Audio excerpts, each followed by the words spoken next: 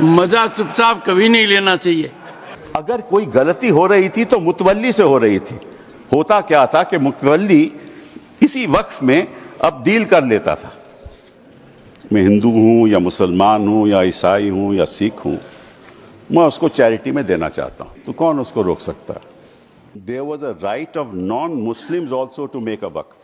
1954 में और 1995 में जो प्रावधान लाया गया, उसमें यह लिखा गया कि केवल मुसलमानों को वक्फ बना सकते हैं, कोई और नहीं बना सकता। और 2013 में जो संशोधन लाया गया, ये जो रोक थी वह खत्म हो गई।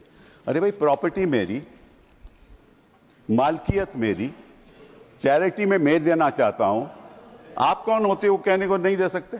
मैं उनको बताना चाहता हूं कि there are 32 Waqf boards in this country in different states merely supervise administration of waqf properties in their respective states, but लेकिन ये जो बोर्ड है ये स्टैट्यूटरी बोर्ड है, पहले भी था। Tribunal members are nominated by the government, ये तो पहले स्थिति थी। तो अगर सरकारी यहां नियुक्ति थी तो गलत कौन काम कर रहा था? वो तो गड़बड़ तो होती है, गड़बड़ तो होती है। तो अब आपने क्या किया? अब बड़ी इंटरेस्टिंग बात है, आपने क्या किया? आपने कहा कि भैया, therefore the other thing I want to say कि पहले क्या होता था कि ये जो वक्फ प्रॉपर्टी पे इंक्रोचमेंट होती थी, अनऑथराइज्ड इंक्रोचमेंट होती थी, लोगों की अनऑथराइज्ड इंक्रोचमेंट, और सरकार भी इस पे कब्जा कर लेती थी कि district magistrate has the full power to decide as to whether. Thank you mister, thank you, Chairman, sir. I rise to oppose the bill and thank you for this opportunity to participate in this debate. मैं थोड़े संक्षेप में कुछ मुद्दे उठाना चाहता हूं, कोई विवादित बात नहीं करूंगा। समझ लीजिए कि मेरे पास कुछ संपत्ति है, मेरी प्रॉपर्टी है। मैं हिंदू हूं या मुसलमान हूं या ईसाई हूं या सिख हूं, मैं उसको चैरिटी में देना चाहता हूं, तो कौन उसको रोक सकता है? कोई नहीं रोक सकता। और इतिहास में जो ये बात आपके सामने रखना चाहता हूं कि there was a right of non Muslims also to make a waqf. और 1954 में और 1995 में जो प्रावधान लाया गया, उसमें यह लिखा गया कि केवल मुसलमानों को वक्फ बना सकते हैं, कोई और नहीं बना सकता, प्रॉपर्टी नहीं दे सकता। और 2013 में जो संशोधन लाया गया, ये जो रोक थी वह खत्म हो गई। अब ये जो 2024 का अभी कानून बना है, उसमें वापस ये कहा गया कि केवल मुसलमान ही वक्फ दे सकते हैं। वो तो अलग बात है, मैं केवल छोटी सी बात रखना चाहता हूं। मैं as far as the 17th century, and I'll give you a judgment of the Madras High Court, which observed that it is common for the Hindu zamindars to have Muslims in their territories to make Muslim endowments. Similarly, in Arur Singh versus Badr Deen, Lahore High Court upheld the right of a Hindu to make waqf of his property for a Muslim graveyard. After independence, Nagpur High Court upheld the right of a non-Muslim to create waqf. और हमारे प्रधानमंत्री जी, इनकी मैं बड़ी इज्जत करता हूं, हमेशा कहते हैं वन नेशन वन लॉ। तो अगर वन नेशन वन लॉ होना है तो बताइए भाई साहब कि ये केवल कहना कि मुसलमान ही वक्फ दे सकते हैं, ये किस किस्म का लॉ है? ये किस किस्म का लॉ है? और ये भी कहना कि मुसलमान को पहले 5 साल मुसलमान बने, फिर तय करना होगा कि तुम वक्फ दे सकते हो कि नहीं। अरे भाई, प्रॉपर्टी मेरी, मालकियत मेरी, चैरिटी में मैं देना चाहता हूं, आप कौन होते हो कहने को नहीं दे सकते? ये कौन सा कानून है? ये छोटी सी बात है, ये कौन सा कानून है? मैं हिंदू हूं, हिंदू होकर भी मैं दे सकता हूं। ये तो मेरी मर्जी है ना, प्रॉपर्टी तो मेरी है, आपका तो कोई हक नहीं। तो पहली बात तो ये कि ये आपने प्रावधान रखा क्यों? अगर आप one law one nation one law की बात करते हो कि सारे धर्मों पे लागू करो, कोई भी दे सकता है। पहली बात है। दूसरी बात, एक नड्डा साहब ने बड़ी अच्छी कही कि देखिए ये कितनी एकर्स प्रॉपर्टी औकाफ की है, वक्फ की है। मैं उनको बताना चाहता हूं कि there are 32 Waqf boards in this country in different states merely supervise administration of waqf properties in their respective states. But please note kar lijiye Nada ji, total area of Hindu religious institutions in Tamil Nadu, Andhra Pradesh and Telangana respectively is 4,47,000 in Tamil Nadu, 4,65,000 in Andhra, 87,000 in Telangana, 723 acres with Tirumala Tirupati Devasthanam, and thus it comes to 10 lakh acres only in 4 states. And आप कहते हैं कि देखिए औकाफ में 8 लाख एकड़ है. अरे भैया आपके हिंदू टेम्पल्स में भी इतनी संपत्ति है, वहां आप क्या कर रहे हो? वहां आप क्या कर रहे हो? बाकी स्टेट्स में देखो ना. अच्छा, और ये नहीं कि हर धर्म में सुधार नहीं होना चाहिए, उतार होना चाहिए. मैं आपके साथ सहमत हूं, हिंदू धर्म में भी सुधार लाना चाहिए, लाना चाहिए ना. हिंदू धर्म भी सुधार लाना चाहिए. अंडर हिंदू धर्म, एक मिनट हिंदू धर्म, मैंने आज तक किसी को टोका नहीं, मैं केवल छोटी सी बात रख रहा हूं आपके सामने. हिंदू धर्म में भी सुधार होना चाहिए. अब हिंदू धर्म के अंतर्गत अगर कोई सेल्फ एक्वायर्ड प्रॉपर्टी हो तो वह अपने बेटों को दे सकता है, बेटी को नहीं दे सकता. कहता है मैं नहीं दूंगा अपनी बेटी को. इस्लाम में भी है कि भाई को ज्यादा मिलेगा और बेटी को कम मिलेगा. इस्लाम में भी यह है. वहां वक्त से द्वारा सुधार हो सकता है, यहां कोई सुधार नहीं हो सकता. तो आप अगर महिलाओं की बात करते हो तो एक कानून लाओ कि हिंदू लॉ में कोई अपनी सेल्फ एक्वायर्ड प्रॉपर्टी केवल बेटों को नहीं दे सकता. वहां महिलाओं का हक होना चाहिए.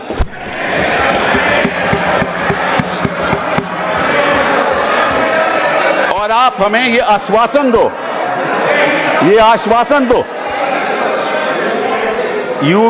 you make a commitment in this house that you will bring a law which will protect the right of daughters when they want to give away their self acquired property.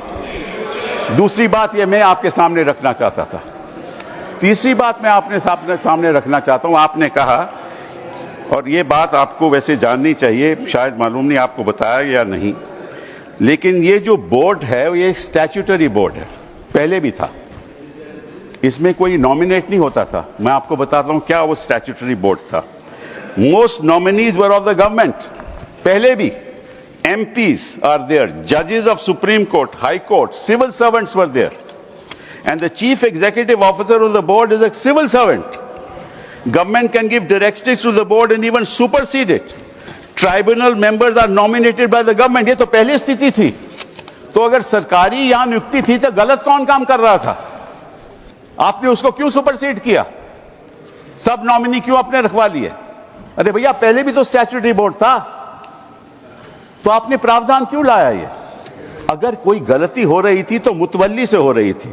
होता क्या था कि मुतवल्ली इसी वक्फ में अब डील कर लेता था और उसकी वजह से ये मिसमैनेजमेंट होती थी. आपको उसको ठीक करना चाहिए था. हम भी आपके साथ हैं. पहली बार मुझे याद है, आई थिंक इट वाज 1954, कि तमिलनाडु के ब्राह्मण ने एक कहा कि हमारे यहाँ मंदिरों में बड़ी गड़बड़ हो रही है, और उसकी वजह से 1954 एक्ट बना.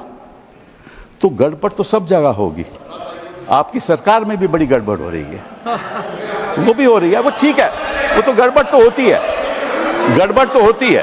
तो अब आपने क्या किया? अब बड़ी इंटरेस्टिंग बात है. आपने क्या किया? आपने कहा कि भैया अगर कोई, सर देखिए आपने सबको 15-15, 20-20 मिनट दिए, मुझे 10 मिनट दे दीजिए, ज्यादा नहीं मांगता मैं, थोड़ा सा. सर कपिल जी, हम मुद्दे की बात कर रहे हैं, हम कोई पॉलिटिक्स की बात नहीं कर रहे. नड्डा जी ने कहा कि यहाँ कोई पॉलिटिक्स की बात नहीं हो रही, क्योंकि देश के भविष्य का सवाल है. Sir therefore the other thing I want to say कि पहले क्या होता था कि ये जो वक्फ प्रॉपर्टी पे इंक्रोचमेंट होती थी, अनऑथराइज्ड इंक्रोचमेंट होती थी, लोगों की अनऑथराइज्ड इंक्रोचमेंट, और सरकार भी इस पे कब्जा कर लेती थी. इसलिए जो लिमिटेशन प्रोविजन लाया गया उसमें ये रखा गया कि जो 12 साल का लिमिटेशन ऑर्डिनरी लॉ में है वो नहीं है। किसी ने गलत तरीके से वक्फ प्रॉपर्टी का कब्जा कर लिया तो अगर लिमिटेशन की बात आएगी तो 12 साल के बाद वो उसको चैलेंज नहीं कर सकता। आपने वो वापस लिमिटेशन ले आए, मतलब कि उनका अनऑथराइज्ड कब्जा कायम रहेगा। तो ये तो आप इंक्रोचमेंट्स का साथ दे रहे हो, इंक्रोचर्स का साथ दे रहे हो। मतलब कि जो वक्फ प्रॉपर्टी में गलत कब्जा हुआ है वो कब्जा वैसे ही रहेगा क्योंकि 12 साल बीत जाएंगे। ये किस किस्म का प्रावधान आप लाए हो? आप प्रोटेक्ट कर रहे हो वक्फ प्रॉपर्टी को कि इंक्रोचमेंट्स को प्रोटेक्ट कर रहे हो? फिर साथ साथ में आपने ये कह दिया कि district magistrate has the full power to decide as to whether it is waqf property और not. This is what you have said. Now what inquiry will the district magistrate have in that case? He will decide on his own and his decision is final. You were talking about Article 21 of the Constitution and said कि ये जो वक्फ जो council है इनका decision कैसे final हो सकता है, वक्फ बोर्ड का डिसीजन कैसे फाइनल हो सकता है, ये तो चैलेंज ही नहीं हो सकता in a civil court. Which decision of the district magistrate will you challenge in the civil court? You have said in this law that the decision of the district magistrate is final. And when he decides that this property is not Waqf property, that cannot be challenged till he gives a final decision. So you can't deal with that property. You give finality to it. और वो जो आपने रखी है बात कि ये जो इंडाउमेंट्स हैं, ये जो वक्फ है, इसकी जो ट्राइब्यूनल की डिसीजन है ये फाइनल रहता है, ये आपने कहा ना। नो, अगर वो वक्फ ट्राइब्यूनल का डिसीजन फाइनल रहता है तो सिविल कोर्ट को तो कोई हक नहीं उसको चैलेंज करने के लिए। यही बात हिंदू इंडाउमेंट्स एक्ट में है। हिंदू इंडाउमेंट्स एक्ट में जो उनका मैनेजमेंट है उसका डिसीजन फाइनल है। थैंक यू कपिल तो अगर हिंदू इंडाउमेंट्स का डिसीजन फाइनल है वो तो आपको कोई आपत्ति नहीं, यहां ट्राइब्यूनल का डिसीजन फाइनल है तो आपको आपत्ति है। Thank you Kapil ji. ये है sir, thank you sir. Sir last one Shri 1 second sir, last 10 minutes sir, last sir, okay last sir, the only. देखिए ऐसा है 2014 के बाद आपके पास टाइम बचा ही नहीं है Sanjay ji.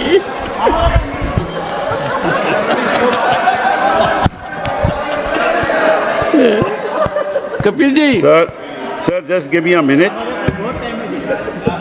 Honorable members. Sir, just one second. Kapil ji. One second, sir. 1 second.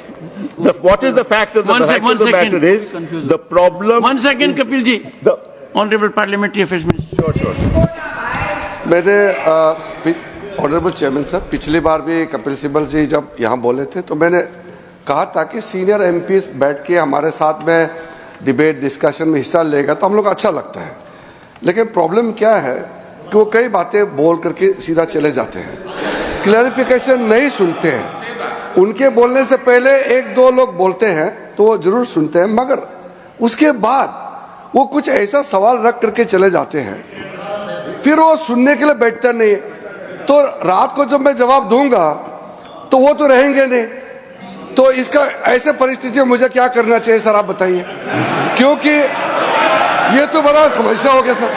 Kapil ji एक मिनट 1 सेकेंड सर, जैसे कि उन्होंने बड़ा, क्योंकि उससे सीनियर होने के नाते उसका सूझबूझ समझ, उसका इंटेलेक्ट को तो मैं चैलेंज नहीं कर सकता हूँ, लेकिन जैसे कन्फ्यूजन बात करके चला गया। उन्होंने 4 स्टेट का रिलीजियस जो लैंड है उसको वक्फ का साथ में कंपेयर करके कंफ्यूजन करके चला गया। वक्फ प्रॉपर्टी रिलीजियस प्रॉपर्टी नहीं होता है, वक्फ प्रॉपर्टी अलग है, वो सिविल है। यहां उन्होंने एग्जाम्पल गलत देके चला गया, फिर बोलता है कि मेरा जमीन मेरा प्रॉपर्टी है। आप कौन होता है कानून बनाने वाला? मैं इसलिए बोल रहा हूं कि वो चले जाएंगे वो सर। नहीं, डॉक्टर अभिषेक सिंह भी चले गए हैं। अभिषेक जी तो चले गए, अब मैं क्या करूं, रोक नहीं सकते सर। वापस आएंगे क्योंकि विप है, because of whip he will come वापस सर। तो जैसे कि सर मैं इसलिए बोल रहा हूं चेयरमैन सर, जैसे कि उन्होंने कहा कि जमीन मेरा है, तुम कौन होता है कानून बनाने वाला? तो जब कोई ट्रस्ट बनाता है तो ट्रस्ट को कौन चलाते हैं, उसका निगरानी कौन करता है? Charity commissioner. तो आप बोले कि मैं हिंदू हूं, मैं हिंदू एक ट्रस्टी हूं, तो चैरिटी कमिश्नर में तुम मुस्लिम नहीं आ सकते हो, क्रिश्चियन नहीं आ सकते। ऐसे हो सकता है कि इस देश में देश कानून से चलता है। आप बोलते हो मेरा मर्जी होगा, इसका मतलब क्या एक मिनिस्ट्री मुसलमानों के लिए अलग मिनिस्ट्री बनाना है और हिंदुओं के लिए अलग मिनिस्ट्री डिपार्टमेंट खोलना है? आप कैसे बात करके जा रहे हैं इतना सीनियर होते हुए? आप इस तरह का देश में एक कानून सबके लिए चलेगा तो ये देश के लिए अच्छा होता है। मैं डिटेल में जवाब दे सकता हूं, मगर ये मेरा रिप्लाई का टाइम नहीं है। लेकिन आप चले जाएंगे, इसलिए मैंने कहा कि इस तरह का आप बात रख करके चले जाएंगे, बाद में आप रिप्लाई नहीं सुनेंगे, फिर अधूरा हो जाएगा। इसलिए मैं ये कह रहा हूं। ऑनरेबल फाइनेंस मिनिस्टर पड़ेगा सर मुझे। I will come to you. मैं भी बीच में एक बार बोलूंगा। I will come to you honourable finance minister. Sir, I'm very sympathetic to Minority Affairs Minister, sir. Every time when finance-related matters also, I face this situation when I stand up to answer earnestly with all the questions being posed to me. Concerned members are never there. So at least he had the courage to stand up and seek your permission to say. But there were one or two points on which I want to just give as much of clarification. As much as Minority Affairs Minister says, we are talking to a senior, very senior legal luminary. So I'll humbly submit my facts, if I heard him right, Honorable Member. In Tamil Nadu or in Andhra, and he also took the name of the Tirumala Tirupati Devasthanam. In all this, the HR&CE is with the government. Government appointed people monitor it, they execute it, they run it. Second, Tirumala Tirupati Devasthanam, the executive officer, is appointed by the government of Andhra Pradesh. The endowment board has people who are appointed by the government of Andhra Pradesh, and the entire system is completely under the government of Andhra Pradesh, sir. So it is not as if, Hindus are not being touched at all, only Muslims are. No. There is a huge, in fact, it has led to a lot of feeling that Hindu pilgrims have started feeling that only our temples are being completely controlled by government and government appointed men. And it is leading to a lot of confusion among the Hindu pilgrims also. It's a matter of concern for all religion. So it is I'm responding to the honorable member who spoke. Anybody who has a comment to make on what I've said are welcome to seek the time from the chair rather than shout me down. And therefore, when I put the facts before, because he did refer to the southern states, the Hindu temples, and also took the name of TTD, the fact is this, sir. Kapilji. Now Kapilji. The finance minister, what I said was that yes, you're right, the temples are being managed by the government. So is the Waqf. That is precisely what I said. The statutory appointees are all by government. That is exactly the point I was making. That is exactly the point that I was making. That if the statutory appointees were all of the government, why did you want to bring this amendment in 2024? That's the point. And to you, sir, your answer to you, you said that there are trusts. Yes, there are trusts. But under the Code of Civil Procedure, when there is a trust, the property belongs to the trust. But there's a difference between Awqaf and trust. Awqaf, the land once donated, belongs to God. Please round up. It doesn't belong to the trust. Kapilji, round up now. Sir, it belongs to God. You cannot sell it ever. A trust can sell property. Waqf property cannot be sold. And Waqf property can be donated for religious purposes. It can be donated for shelter homes. It can be donated. Allow me. Don't interrupt now. It can be given for schools. It can be given for schools. It can be given for graveyards. It can be given for the benefit of women, and once given, it can't be taken back, unlike trusts. Thank you. So therefore, there's a difference. Thank you, Govind. No, sir, one last thing. Only one. Okay. Because, sir, they are and I'll come to vote against you, not to worry. And I listen to you. Now, one last thing, sir. They say we have abolished Waqfs by user. That's what they have said. Now, so there's a Supreme Court judgment that they rely upon. That is the Babri Masjid judgment. Please note, the Honorable Minority Affairs Minister should note, paragraph 1134 of the Babri Masjid judgment, which says Waqf by user is an accepted mode of creating a Waqf. Thank you, sir. Thank you. please honor the judgment that you extol the virtues of to the rest of the country. Honor that judgment. And it says, waqf by user is a matter of evidence. And in fact, waqf by user is established pursuant to the board, that is the board, statutory board, sending out special people who are assessors as to whether in fact this is an actual waqf or not. Thank you, And these Kapilji. are specialists. Thank you. He must Thank know, you. he's the Thank you. minister, Thank he you. must know the facts Thank you. before he makes a statement. Thank you. These are specialists, you Before have I abolished the call- specialists. Shri Now the district management will decide, and what will happen? Kapilji, you have said, you made your No, point. but this is not Thank fair, you. sir. Thank This you. is not fair. Thank you. They interrupted without knowing what an actual waqf is. Kapilji, They have no thank- knowledge of what a waqf is. He is you are- comparing it with a trust. Waqf is not Shri a trust at all. Harish Biran- Sir, just 1 second. Last. No. 1 minute. Kapilji. Only 1 minute, No, sir. Only, not more No, than 1 no, minute. no, Kapilji. Sir, 1 minute. Kapilji. 1 minute. 1 minute. Kapilji, you have diverted yourself. No, you diverted.